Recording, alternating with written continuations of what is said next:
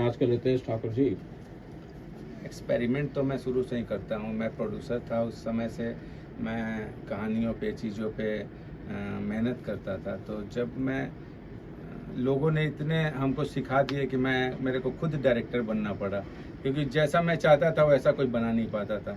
और बनाता भी था थोड़ा बहुत तो हार्ड डिस्क मेरे को दे देता था, जाके काम कराओ भाई, ऐसा मेरा लग रहा है, सब काम मैं करा रहा हूँ तो मैं ही क्यों ना करूँ। ये सोच के मैंने अपनी फिल्म अपने तरीके से बनाना चालू किया। अब तक कितनी फिल्म आप दे चुके हैं सोच सकते हैं? मेरे अभी तक 46 फिल्में हो गई।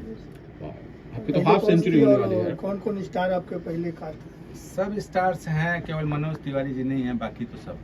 सर एक और कुछ फिल्मों के नाम बताना चाहेंगे?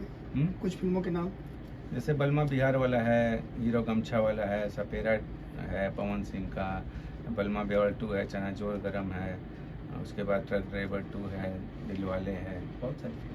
आप लॉन्चिंग पैड की तरह काम करते हैं रितेश ठाकुर जी, आप लॉन्चिंग पैड की तरह काम करते हैं। बहुत सारे एक्टर्स को आपने लॉन्च कर दिया है और ये बहुत अच्छी चीज है कि उनका करियर भी बहुत शानदार चल रहा है। देखिए, मैं कभी भी ना ये नहीं सोचता कि वो हीरो रहेगा, तो मैं तो आपको बोला पहले भी कि कंटेंट मेरा हीरो है और म्यूजिक मेरी हीरोइन।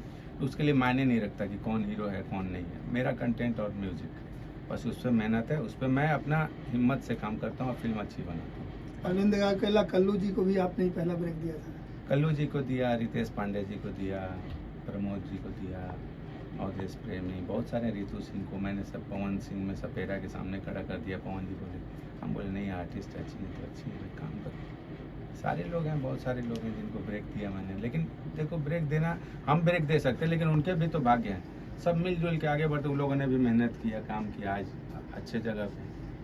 आज रितेश पांडे जी का जन्मदिन है तो आप शुभकामनाएं भी दे सकते हैं।